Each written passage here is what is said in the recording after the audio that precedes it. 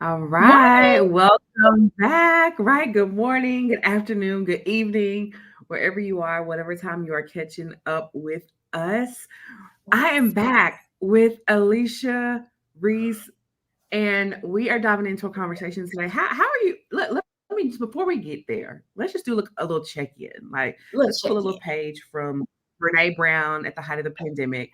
If you had to describe how you're feeling right now, only using two words, what would those two words be? In this moment, because we're not Mhm. focusing on any other moment, in this moment, incredibly hopeful.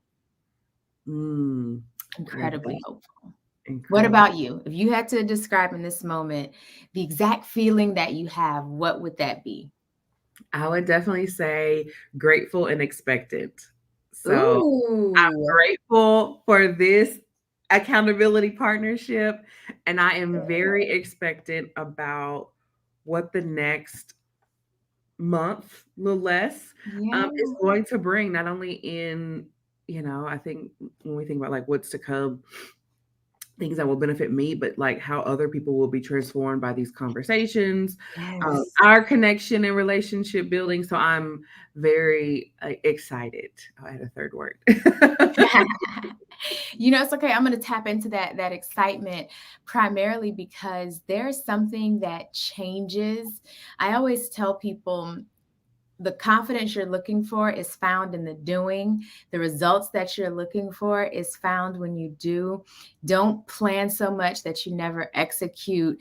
And honestly, with this particular initiative that we are going on, this challenge that we're going on, we didn't plan for 3 weeks or a month as to what we're going to do. It was literally we were challenged. We said, you Mhm. know what? Okay, I knew I couldn't do it by myself. You knew the same. And to be willing to come into partnership with me, to be my accountability partner, I'm truly grateful for you. And also too, I think this is a testament to what happens, and to also why you need community. Like, Yes. folks struggle without community, and that's the same thing in the workplace, because when you don't have community, you immediately feel isolated. It is an immediate isolating feeling that you have. And when you feel isolated, for most people, they disengage. Yep. Because Absolutely. it would have been so easy this morning for me to be like, if it was just me, you know what, maybe tomorrow. Listen, and just to let you all in on our like pre click the live button conversation, that was exactly what we were both sharing. Like, Yeah. and you're right. That's why, like, having an accountability partner, a community, just some way to build intentional support around you. It don't got to be mapped out to the T for all of our high D listeners and type A Yes. audience, Mhm. of which I am you. It doesn't have to be planned out to a T, but just like saying yes to intentional partnership, support, Yes. accountability. Because I certainly was like, Alicia, the morning I had, if I didn't agree with you to do this, I would have totally said like, "Oh yeah, that ain't nobody gonna be on there anymore." You like talk yourself out of the very thing that you said that you wanted to do. You feed yourself all of these excuses and reasons why like you don't have to show up, even though you've Mhm. committed to yourself that you will. So, and I know Even that's though for you everything, right? committed. Mm-hmm. Even though you've committed. And I think Mm-hmm. too, that's a lot of times what happens is you make a commitment and you say, okay, I'm going to do this, I'm going to do this, I'm going to do this, I'm going to do this. And something happens and you're like, you know what, I Don't could even just worry take about a it. little break. Mm-hmm. Just Mm-hmm. a Mm-hmm. little break. I'm gonna hop back on the next day. And what happens is you didn't give yourself enough time to transform a new action into a habit, into a lifestyle. You Yes. have to give yourself time and consistency and discipline, because commitment means nothing if discipline and consistency isn't attached to it. Like, Yeah. those are synonymous. They besties. Absolutely, absolutely. Your action is a sign of your commitment. I believe it's Eric Thomas. He'll sometimes do or maybe it's CJ. Maybe it's his. I think it's CJ's his COO. But anyways, one of them they have a talk that they do around: Are you interested or are you committed? And I think it's so Mm, powerful powerful because many of us think we're committed, but we're just interested because your Yes. actions are a sign of your level of commitment. So it's like if if Yeah. you aren't doing anything in the direction of the aspiration, then it's just an aspiration. It's like shout out to my good friend Patrick Walker Reese of Aspire. You know, it's like you don't just have the dream; you have to be the dream. You have to like align your behavior with what it is that you say that you want to see, You so have to that embody it. get to that result or that outcome that you're looking for. Or, and sometimes, I don't know about you, Alicia, but sometimes for me, it's like when and I truly believe it goes back to belief, right? So Yes. when I am building my behavior in alignment with what I say that I believe, and my behavior is a representation of what I actually believe. But when Yeah. when all that is aligned, then I often notice that it's not even really about the outcome. It really becomes about how I become a better leader in the process. Like who Yeah. I become is better than what the thing that I was after initially. And Yeah. so for me, I end up reflecting back and it's like, oh, the gift wasn't even in the deal that was closed, right? We're entrepreneurs. So like in the context of business, like Yeah. the gift wasn't like that was great. That's gravy. Like I'm excited to Happy about it.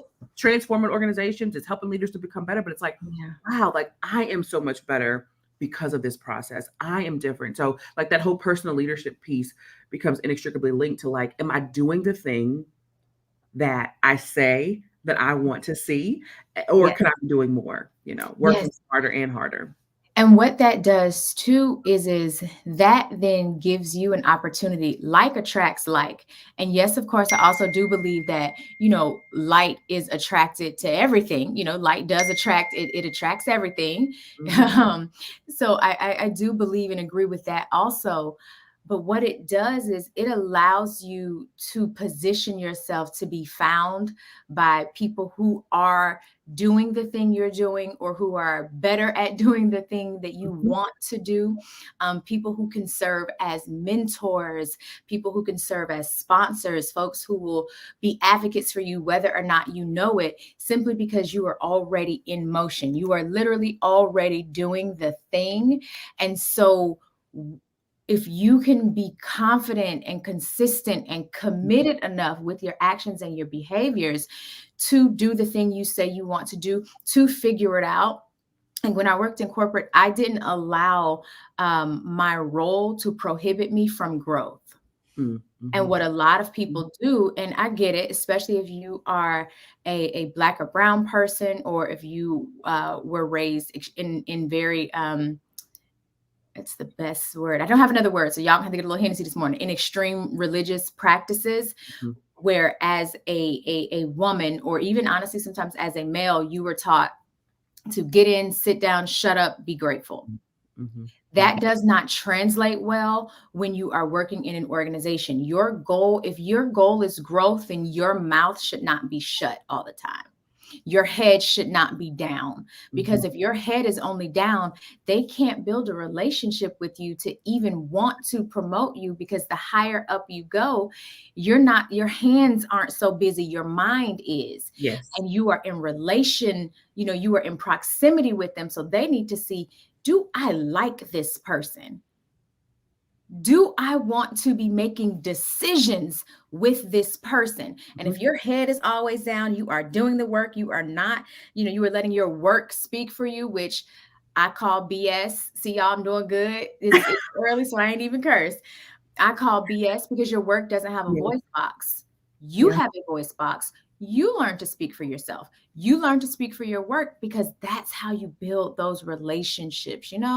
Hands down, hands down. And I think, it's interesting because you may have logged on today, and we're glad that you're here on LinkedIn or wherever you're watching this morning, or if you're catching it on the replay, and you tapped in and you're like, oh, I thought we were going to be talking about, building authentic relationships.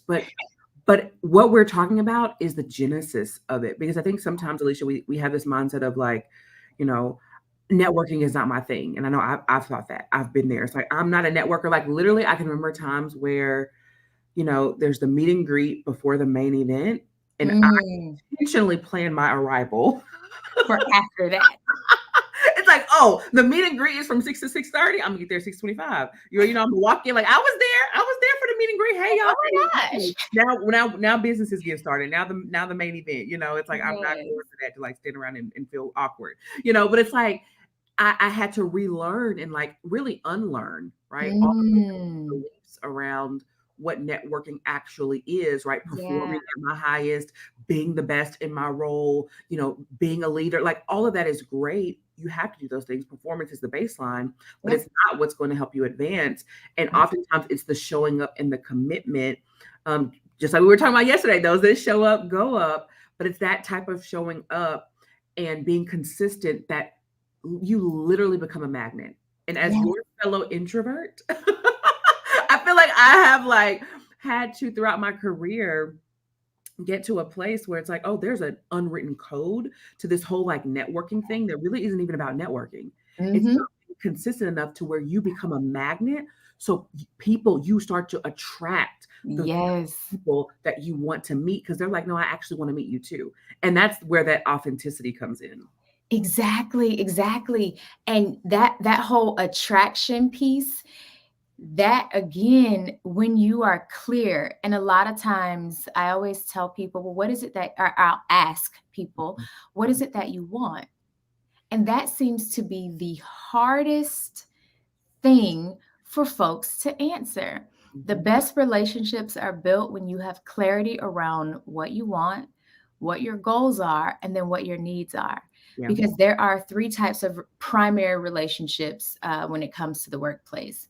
You, of course, you have your mentors, you have your sponsors, and you have your advocates. I usually like to take it a step further and say your business besties. Actually, yeah, we're going to add the business besties in there. Yeah.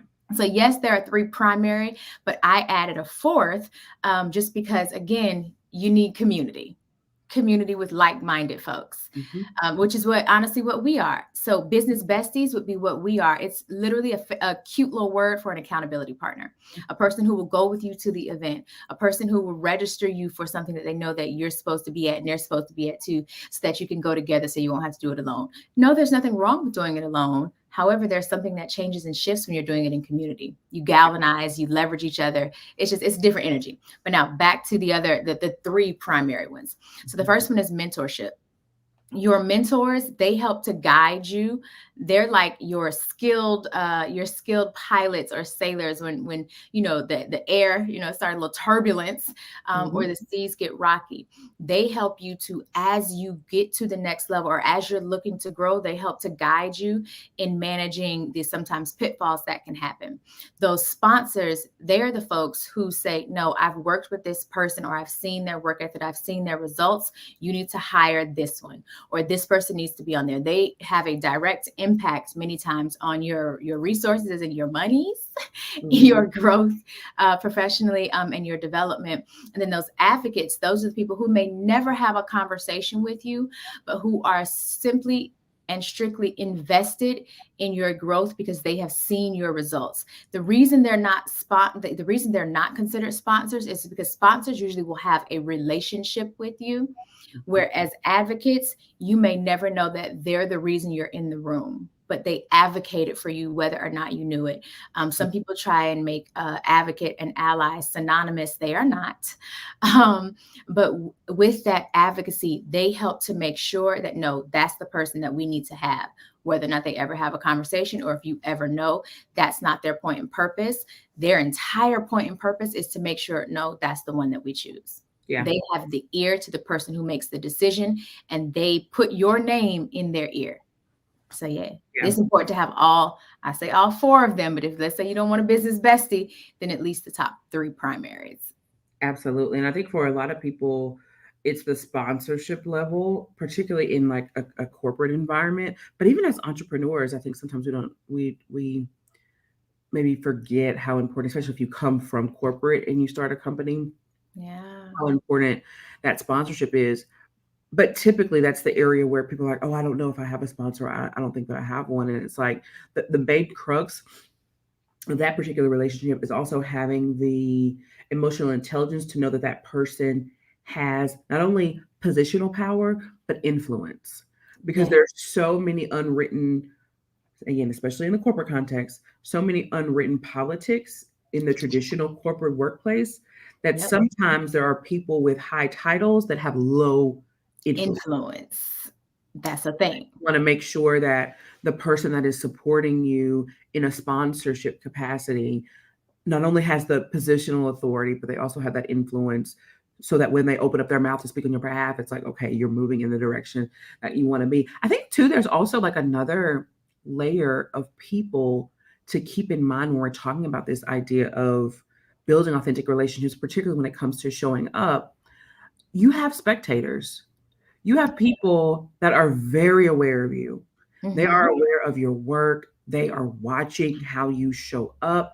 And Yep. I think it's important for us to like always hold that in the back of our minds that much like this whole world of social media, you have viewers and you don't know their names, right? We Mhm. see the people that like the post, we see the people that comment, but you don't see the 10x people, 10 times that amount that viewed your piece of content. They watched it. Mhm. I think the same is true, from a networking perspective. It's like, how do I take that spectator or that viewer and move them along the journey of, becoming an advocate, becoming a mentor, becoming a sponsor, becoming a bestie, and oftentimes it has to do with how you show up. So I'm curious about your thoughts on, we were talking a lot about authenticity yesterday and just how you believe. And if you have a question about, networking, building relationships, certainly let us know in the comments. Or if you have something that you would add, like a level of, relationships that you're like, oh, what about this person, or an area that you might be focused on in building relationships. But your thoughts on the role that authenticity plays in building a strong network or building authentic relationships.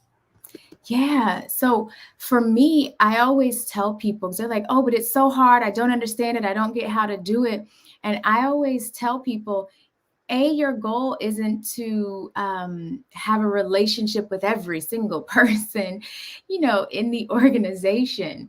Um, I always like to admonish folks to take a look at, especially if you want them to be a mentor, when you're talking about a mentor, because that's a deeper relationship in my belief than sponsorship. And yes, those lines can sometimes cross. I've had mentors who went from mentors and turned into sponsors. And so my thoughts on having and developing those relationships is you want to first get clear, like I said, about what it is that you want, where it is you're trying to grow. And then you just want to do just even a slight little bit of research, especially if it's a mentor, on who that person is, what they've done, what type of impact have they made, so that you can decide and determine, does this align ultimately with who I am? And you don't want to just pick a mentor because, oh, they're popular. That's cute. But why do you want them to be your mentor? Ask and answer that question too, because you can't build an authentic relationship if you don't know why you want it.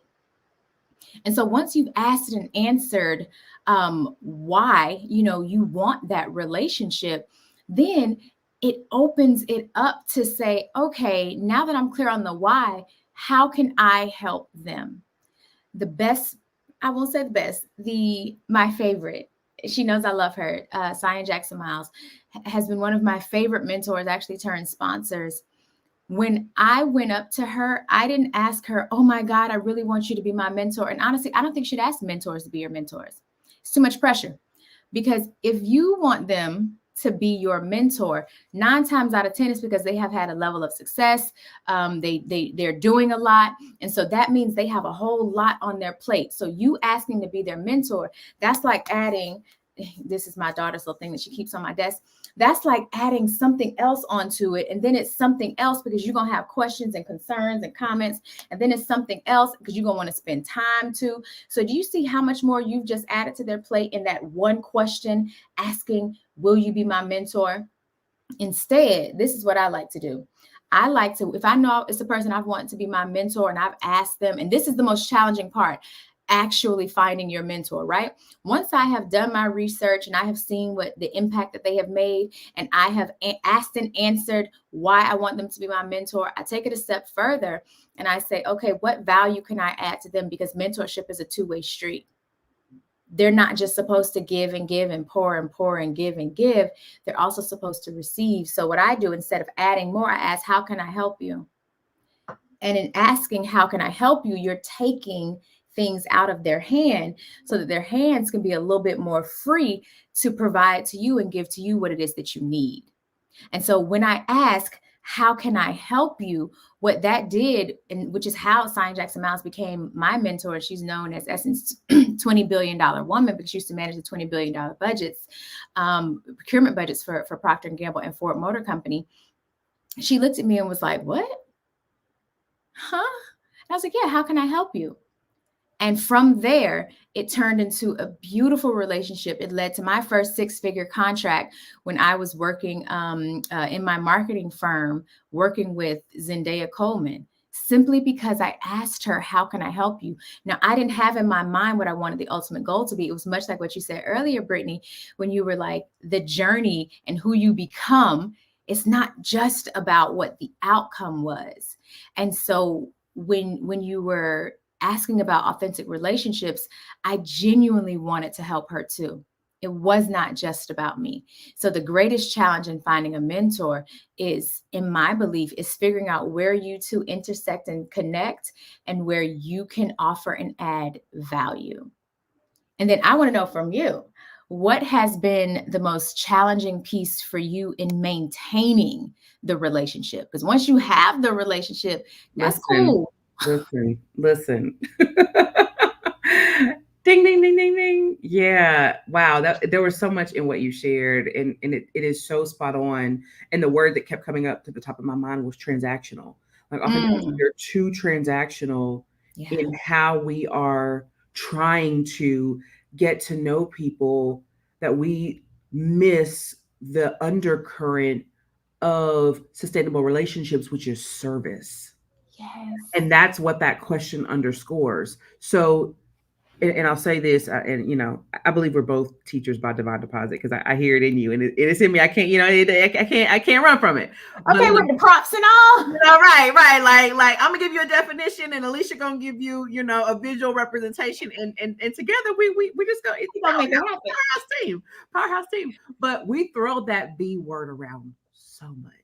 Yes. I want to offer value. I want to value. So I always like to help leaders, emerging leaders, executive leaders, take a step back and say, okay, what is value? Like if you had to define the word, what does the word mean? So value, if you only had one word to describe it, is usefulness.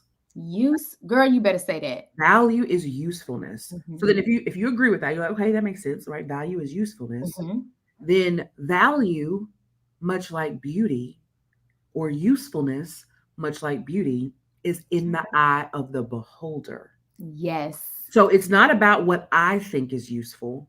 Yes. It's about what does the person on the other end find most useful. So then, if we say, okay, Brittany, I'm tracking with that makes sense to me. I'm tracking. Then the question about value is not what do I have to give? The question about value, you need to know two things intimately well if you want to add value. One, you need to know your audience, or who is the person on the other side. Who is that? And then second, you need to know what is important to them. Who is my audience? What matters most to them? And then the third question becomes, what is it that I have that I can give to them, offer them, that's in alignment with the answer to that second question? So the essence of value has nothing to do with you initially. Right? It has nothing to do with like, here's my business card, here's my website, here's my resume, here's my, here's what I need, here's where I'm trying to go. No, like if you want to add value, you have to know enough about that other person to be able to add usefulness in their life. So I love that you shared a visual of that, because I think we miss that. We get it wrong. We think, oh, adding value is like, well, here's what I do. Even how we introduce ourselves, how we show up, like the energy that we bring to building relationships is oftentimes very self-centered. And it's like, no, building sustainable relationships is service. It's like, I need to be curious enough about you to understand what is important to you, so I know how I can help you. And man, that is, ladies, that is a game changer. Building sustainable, authentic. It's like, and that's the other thing too, I'll say on my brief tangent, I'm gonna get to the questions, sustaining relationships.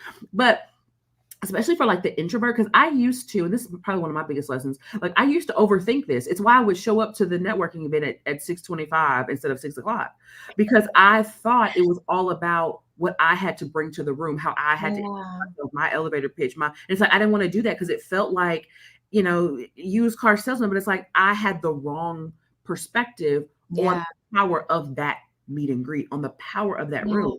And the power of that room was not how I could position myself to be the smartest or the expert or why you need to meet me. The power in the room was about, am I curious enough about who's in here? Do I understand what they need? And that's the purpose of the conversation during the meet and greet, right? Yeah. Then understand what is it that I have to give that can make their life better. And then it's like, Yes. I'm thinking the networking event. Actually, I'm excited to go, you know. So Exactly. so That's you asked such a great question, and I want to answer it because it's I think it's one of the top challenges, if not the number one, Mhm. this whole relationship building. It's like, okay, you've gone to the networking event, you Yeah. asked great questions, you've understood how you can add value, you make a really strong connection with somebody. And Strong. it's like, oh, okay, a week goes by, a month goes by, a year goes by, and And you're you've like, done nothing with it. You ain't followed up. You have done nothing. I always tell people too, networking, which honestly I don't believe in. I believe in building relationships because for me, networks are for computers. But I always tell folks, you only have to meet. that's so good. Wait, we need a t-shirt. We need a t-shirt. Like, we need a t-shirt. I'm not networking. Networking is for computers. Like, Networking is for a computer. I am not a computer. The people who I want to connect with aren't computers. They're just not. But it puts so much pressure on you. So I tell folks, just your goal is to connect with one or two genuine folks. that's One it. or two. That's it. And one is enough. If you say, "Whoo, I'm tired," one person is okay. It's okay. So, one, I'll give a practical tip in terms of sustaining relationships and that follow-up, right? Mhm. Practical tip, I think, is something that you could take away and do today, right? So, when you're in the room, on the Zoom call, in the Teams meeting, in the coffee chat, when you're networking, right? You're there. Instead of taking the business card or, and saying, oh, okay, these are my people I'm going to follow up with and reach out with. Mhm. If you've identified that 1 to 2 people that Alicia mentioned, you're like, okay, I really want to see, where this can go and grow and get to know them better. Schedule the follow up during the interaction. That's what we did, right? Before Yes. we left the room. It's like, oh, and I think it's practical because most of us walk around with our phones attached to our hand, right? It's like It's there. calendar is right there. There's no need for me to, and I've had people say, Here. thank you, Brittany. Like, why would I leave this connection, this genuine point of mutual attraction to Yes. send you an email to ask you about your calendar when it's like, hey, can we We're follow here. up in a month or so? We're right here, right? Before we leave this initial engagement, let's schedule the next one. And just a quick tip for the entrepreneurs out there in your sales conversations, which really are this, right? Sales, Yeah. sales is relationship building. Like sales is Yes. exactly what we're talking about. It is not, the way what we make it. Sales is service. That's what It sales is. is Like service. when you serve at your highest level, you can sell anything, right? Yep. Because you understand what that person needs. It goes back to that usefulness piece, right? But when you're Yeah. in a sales conversation, discovery call, whatever you call it as an entrepreneur, schedule the next follow up in that meeting, right? Especially if you're like you and I, and your buyer is executives, they're busy. Like they've got tons of emails Very. in their inbox. I'm like, hey, while we're on here, when can we schedule the proposal call or whatever the next, path is in your customer journey? Or if it's just connecting and networking, it's like, hey, 60 days from now, whatever that cadence is, like, let's go Yeah. look at the calendar. So what's been helpful for you in terms of Oh, so see, we are so aligned in. So last week I was at CBC. So a part of a part of what I do is, I was working as business development in the HR agent. And so when I was at an event, this event had well over 10,000 folks there. They had a meet and match with a lot of the government procurement firms.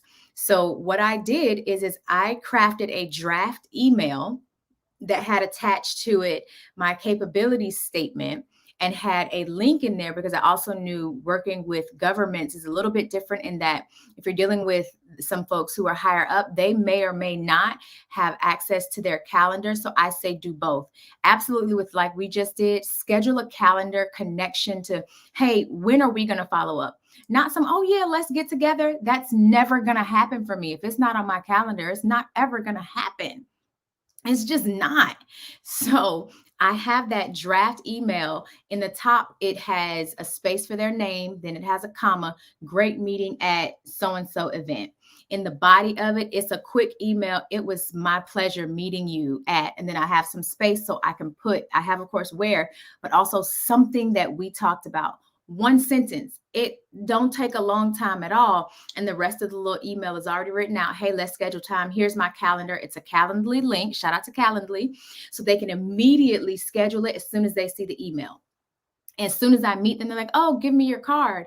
And I was like, the card is cute. However, I know you have a card. Give me your card. I'm going to email you right now so that it's already done. I don't have to go back when I leave the meeting. Oh, now let me interview or let me email all the people that I met because I've already sent them an email. And because I use Google Suite, nothing wrong with the folks who use Microsoft, but because I use Google Suite, it will remind me in 3 days that, hey, I sent this person an email and they have not yet responded. So then I'm able to then follow up and say like second inquiry or following up in the subject line and say, I had such a great time, super excited to schedule time with you.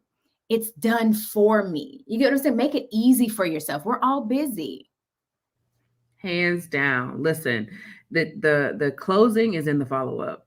Like if you're an entrepreneur, and I think too, that's why like we have to get out of our head and into our habits that's top of our body because we just released a podcast with that title, but it's so true. It's like if you are in your head, meaning taking it personal, Yeah. how people engage with you and not recognizing like this is an HR executive, this is a CHRO or a VP of learning and development. Like they have a very busy schedule. So their lack of response is not based on about you. whether or not they like you. Like they're not even thinking about you. It's like you're the last thing on their mind. No disrespect. And you're great. You're great. I know you are. You're a great person. And they're still busy. They're still busy. So busy. So you've got to create that system that enables you to follow up. So if you're a working professional and you're not an entrepreneur, one thing that I would do on Fridays when I worked for Pfizer, and I still try to make this a part of my Friday practice, is thinking about 1 to 2 people that I can email. So I have like this top 40 list of like people that I want to, and it's segmented out in 4 columns. So there are 10 people in each column. So people that I know well, like I know them, I want to keep the connection going. Yes. People that I don't know that I want to get to know. So your salesperson, like, oh, those are my cold leads, right? And then family and friends is a column, right? So people that, it's like, this ain't got nothing to do with business or professional advancement. It's like, hey girl, what's going on? Just checking in. I'm on a road trip. I'm driving. Like, but this is the way that gives me a reminder to say, how can I be intentional about creating and building strategic relationships because I am following up. And so whether it's just like you said, like a 3-sentence email or a quick voice note, but how am I reaching out? Hey, how can I help you? Hey, I just saw you had a big win on LinkedIn. I saw your post. Congratulations. Is there anything that I can do to help you? Or how can I help you? Better question, right? Than yes or no. Like, how can I help you? I think those are just great tips that you can take into your corporate journey. So Alicia, as we wrap up here, any final tips or advice for those that are listening? And I see Miss Wilson is joining us over on Facebook. She says there's so much value in these crucial conversations. Your 30-day commitment will be transformational for those of us who listen and implement the information that you both are sharing. Thank you so much for sharing that. We certainly appreciate you being on and joining us. And yes, we are here committed to showing up over the next 30 days to help you thrive in your career, in your business, and also in your HR and learning and development departments. So however we can do that, please let us know. Final tips, final words for building authentic relationships. Final tip, I would definitely say you want to make sure, if you forget everything else, that we said is you want to make sure that you are clear on what your own personal goals are, and that you have done the research and know what the goals and needs of the folks who you want to build those authentic relationships. And much like what you said, Brittany, you want to make sure that what you are, the value that you are offering and bringing to the table, is something that aligns and works for them too, so that you can be useful enough to be able to build with them. Because if you bring somebody steak when they are dehydrated and need water, they're not going to want to stay connected because they don't need steak, they need water.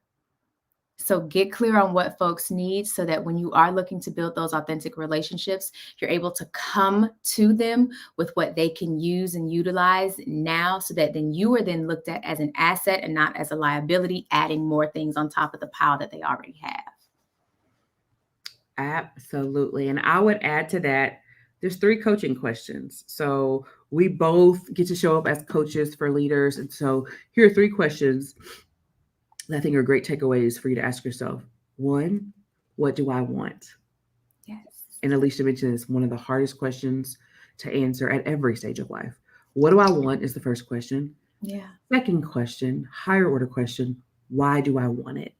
Why? What is that like personal internal motivation that is driving you toward that aspiration? And the final question is, who do I know or who do I need to know that can help me to get it? What do I want? Why do I want it? Who do I know or need to know that can help me to get it? So thank you so much for joining us on day 2 of this 30 days. And listen, like, we're so committed to what, shout out to Liz J. Simpson, another mentor of mine, a coach of mine, actually. She always talks about taking imperfect action. So like, we don't even have a name for this. Like, we don't have cute branding. No, like, you know, we are rolling and flowing here, and letting your feedback be our guide. So with that, I would say, even if you're watching this on the replay, we get your comment notification. So feel free to leave a comment, a question, suggestion, like if there are topics that will be helpful for you to learn more about, that we can kind of build our month together around to bring the best value for you, right? How can we help you? Right. That's the question that I'll leave you with as we're structuring these next few weeks with you. And we're glad that you're here. Yes, we are super, super excited to bring you on this journey with us. And we hope that it inspires you to do something that you've been planning for months or years or weeks or days and you have not taken action. I too love Liz J. Simpson. So take imperfect action. Be willing to put yourself out there, because you really do have to grow in public. You cannot grow under a bushel, because if you are under something, you'll keep getting squashed by what's over you. So be willing to grow in public. It does not have to be perfect. Slow progress is absolutely still progress. So be willing to make it. Thank y'all for joining us. See y'all soon. Bye.